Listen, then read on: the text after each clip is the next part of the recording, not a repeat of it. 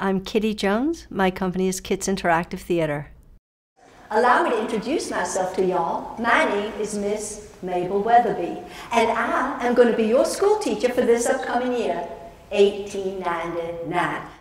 Because my shows are interactive, the kids literally get to come up on stage and co-create the piece with me. Now, it is scripted, but there's so much improvisation in between that it enables them to participate and contribute. And because I write my own shows, scripts are all about material that I want to share. I want kids to know about the Johnstown flood. I want them to know about the Triangle Shirtwaist Factory fire.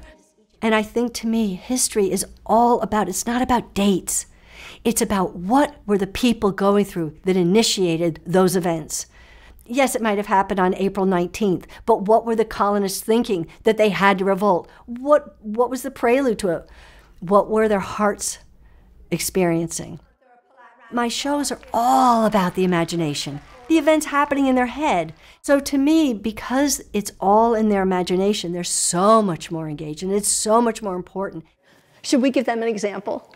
Yeah. I think so too. Come over here, Miss Gunther. One day, Miss Gunther was standing over here on this side of the schoolhouse talking to the 5th graders about Shakespeare. Were you talking about King Lear or Hamlet? Hamlet. Yeah, you wrote that lecture, right? It was a good lecture. So she's carrying on and on about Hamlet, when suddenly, while the teacher was talking, on the other side of the schoolhouse, Miss Sally, while the teacher was talking, Miss Sally leaned over and whispered into Billy Bob's ear. Watch this. Well, Miss Gunther's jaw just dropped open. So Miss Gunther yelled out, and you know how loud Miss Gunther can yell? She said, "Miss Sally," listen. Miss Sally. She said, "You stand in the corner."